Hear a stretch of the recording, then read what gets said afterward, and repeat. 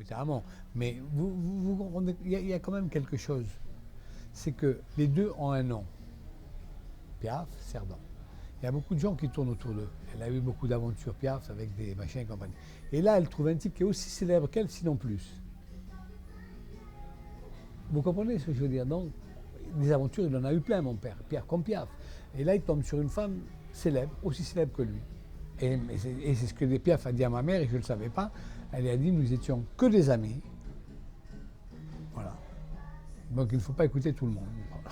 Elle lui dit à ma mère que c'était une relation de publicitaire. Qu'est-ce que vous voulez? Ma mère, elle y croit. Et vous? Et moi, attendez, j'ai 15 ans. Et quand j'arrive chez Edith et que je vois tous ces amants qu'elle m'a présentés et tout, j'y crois aussi.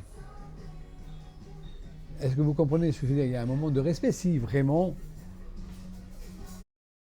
on ne la considérait pas comme maîtresse de mon père, on la considérait comme une tante. Elle faisait partie de ma famille.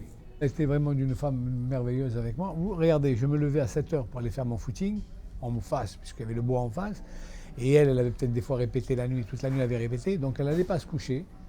Elle m'attendait, je me levais et elle me préparait mon petit déjeuner.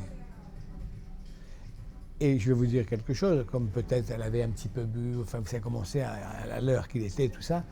Elle voulait me faire des tartines et comme elle n'arrivait pas avec le couteau, elle le mettait avec les doigts le beurre. Et moi je disais, Marcel, tu te tais, elle te fait le pain, mange-le et tais-toi. Et je mangeais le pain, voilà. On parlait tout le temps. Le soir, si je sortais le soir, elle m'attendait. Je allais dans la chambre et on discutait tout ça. Elle avait un respect, elle ne m'a jamais parlé de mon père. Jamais.